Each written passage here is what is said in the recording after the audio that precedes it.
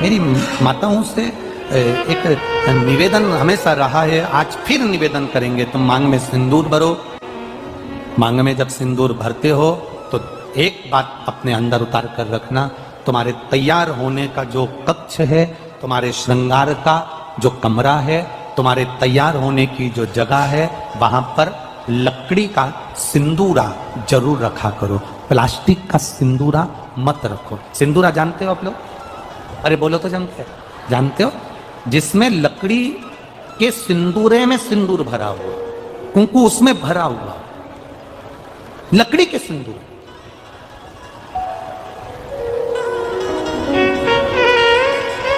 Plastic में नहीं, चांदी की डब्बी में नहीं, सोने की डब्बी में नहीं, एल्युमिनियम या पीतल की डब्बी में नहीं, लकड़ी के सिंदूर के अंदर। और उस लकड़ी के सिंदूर के अंदर उस सिंदूर को पड़ा रहने दो और उसे उसमें से आप अपनी मांग के अंदर लगे, लकड़ी के उसमें से।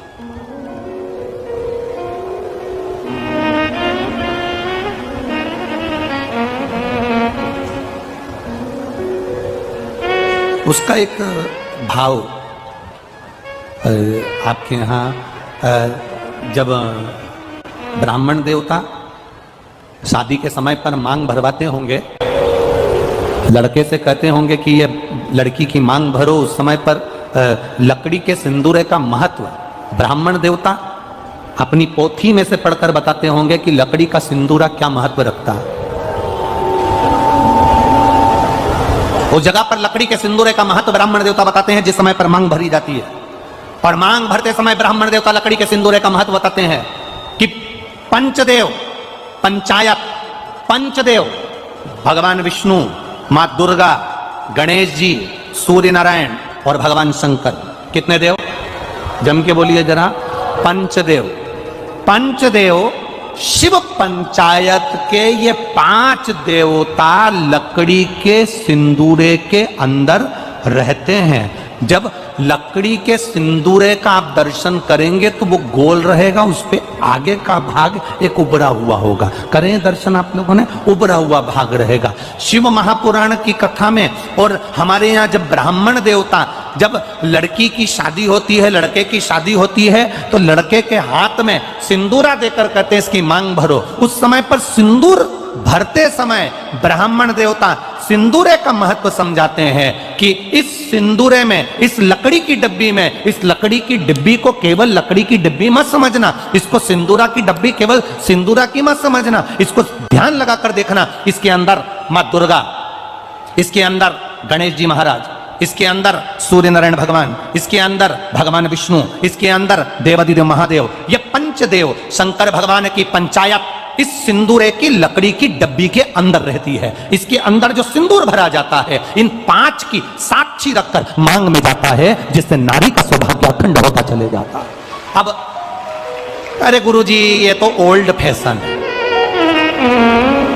इसलिए लोग आजकल वो लकड़ी का डब। कितने लोग हैं आप लोग आपके कमरे में जिसमें तुम तैयार होती हो? ईमानदारी से बोलना, झूठ मत बोलना हो। हम भले तुम्हारे वहां जाकर देखे नहीं, पर ईमानदारी से बोलना।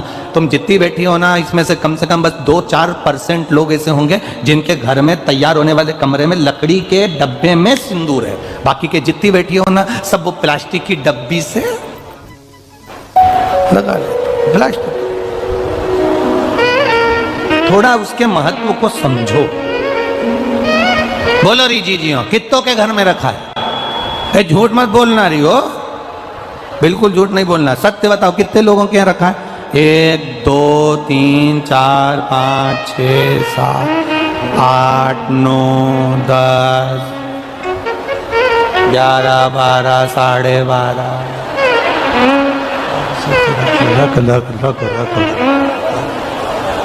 एक ने उठाया गिरा दिया, हम समझ गए पहले था हटा दिया।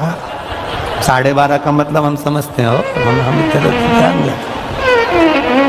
रखना चाहिए। एक गुड़ चना सुहागवती नारी की झोली में इसलिए दिया जाता है कि जो सुहागिन में बैठी है, इसकी गोदी संतान से भी भरी रहे और इसके जीवन में कितनी भी जिंदगी में कभी भी दुख आए तो गुड़ जैसी मिठास इसके जीवन में हमेशा बनी रहे, हमेशा बनी।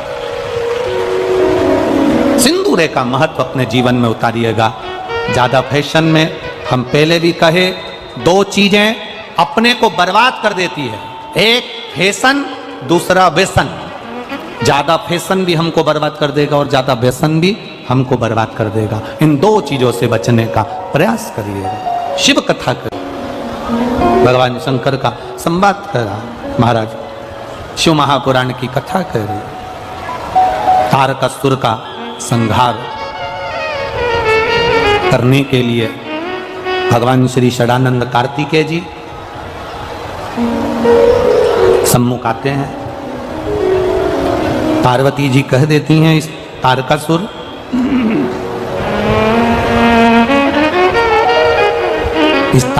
को, कार्तिकेय, इस तारकासुर के हृदय में शिव का वासा है, इसलिए इसके प्राणों को हृदय से, केवल एक शंकर ही ऐसे हैं जो आपके बीच में शिवलिंग के रूप में विराजमान है। उसको स्पर्श कर कर भी आप उसको गले लगा कर भी कह सकते हो कि बहुत दुखी हूं मैं, आज मुझे संभाल ले, मेरा कष्ट तू जान ले, मैं बहुत कष्ट में हूं, तेरे सिवा कोई नहीं है मेरा। आप उससे कहो, मिल जाएगा। नरसिंह मेहता के बड़े भाई और बड़ी भाभी ने धक्के मार कर निकाल दिया था। शंकर जी के शिवलिंग से गले लगकर रोया। श्री नरसिंह मेहता, संत नरसिंह मेहता, भगत नरसिंह मेहता शिव जी से गले लगकर रोते हैं, तो शंकर भगवान प्रकट होकर कहते हैं तुझे क्या चाहिए? नरसिंह तो कहता है मैं सांवरिया सेठ का भक्त हूं, और प्रकट शंकर जी हो गए। शंकर जी कहते हैं मैं ये नहीं देखता कि तू कृष्ण का भक्त है कि राम का भक्त है, मैं तो ये देखता हूं कि तू मेरे मंदिर में आकर रोया है, बस उसने तुझे यहाँ भेजा है, कहीं राम ने कहीं कृष्ण ने मेरे पास में भेजा होगा। इसलिए शिव कहते हैं मुझे ये नहीं मालूम कि तू सांवरिया सेठ का भजन करता है कि राम का भजन करता है कि तू किसका भजन करता है, मैं तो ये जानता हूं कि मैं सामने आया, मेरी चौखट पर आया, मेरे दरवाजे पर आया, और अगर मेरे दरवाजे पर आया और खाली चले जाएगा तो लोग क्या कहेंगे? पृथ्वी का व्यक्ति जीते जी बैकुंठ जा सकता है? अरे बोलो जम के, जा सकते हो? नहीं। पृथ्वी का व्यक्ति ब्रह्मपुरी जा सकता है? ब्रह्मलोक नहीं जा सकता। पृथ्वी का व्यक्ति इंद्रलोक जा सकता है? जम के बोलते जा। जीते जी इंद्रलोक जाओगे? नहीं। ब्रह्मलोक जाओगे? नहीं। बैकुंठ लोक जाओगे? नहीं। पर जीते जी पृथ्वी का व्यक्ति कैलाश धाम अर्थात शंकर के मंदिर जा सकता है। जीते जी आप शिव महापुराण तक जा सकते हो। जीते जी आप शिव का भजन कर सकते हो। जीते जी आप शिव के द्वार जा सकते हो, उससे कह सकते हो, चित्त वृत्ति उसमें लुटा सकते हो, कहो उसको दिल से। किसी को तकलीफ होती है तो वो हमसे कहने आता है तो हम उससे एक ही बात कहते हैं कि हम कोई विद्या नहीं जानते। सीहोर वाले महाराज को ना पत्रिका देखना आती है, ना ज्योतिषी आती है। सीहोर वाले पंडित प्रदीप मिश्रा को ना भाग्य देखना आता है, ना भविष्य देखने आता है। और सीहोर का पंडित प्रदीप मिश्रा आप आए, ना आपके गांव का नाम जानता है, ना शहर का नाम जानता है, ना कागज पर लिखकर हम कुछ बता सकते हैं आपको कि आप क्या करते हैं, हमें कुछ नहीं मालूम। पंडित प्रदीप मिश्रा केवल एक काम जानता है कि उसने भी भगवान का भजन करा है, तो आपको भी उसी का दरवाजा बता सकता है कि सेठों में सेठ वो बैठा हुआ है।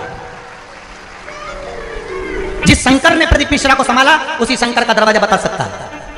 जो व्यक्ति उधार पैसा देता है